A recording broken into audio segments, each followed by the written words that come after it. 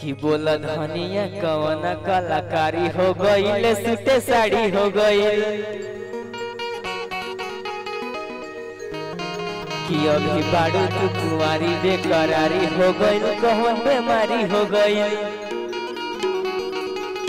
तो बोला कैसे अजूबा भइल तनी बुखर बुझा भइल मैडम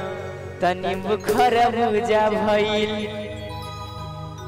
1 2 3 4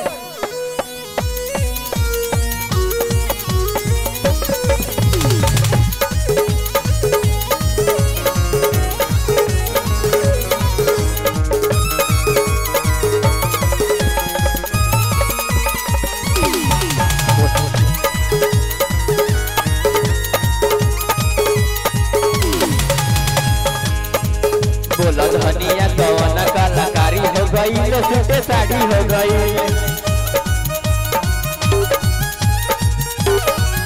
अभी बाड़ू तू कुंवारी बेकरारी हो गई कौन बीमारी हो गई तब बोला कैसे अजूबा भइल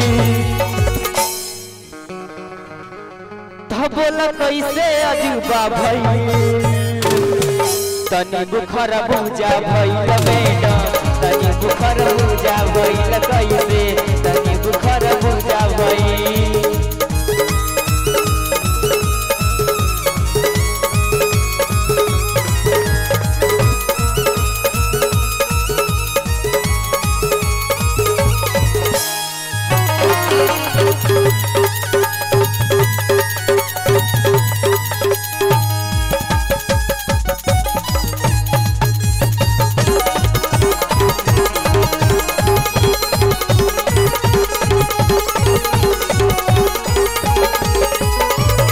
ये में कहेगा कैसे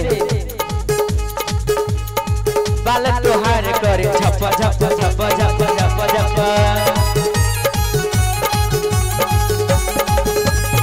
कमर तोहार करे लप लप लप लप लप लप बाल तोहार करे झप झप झप झप कमर तोहार करे लप लप लप लप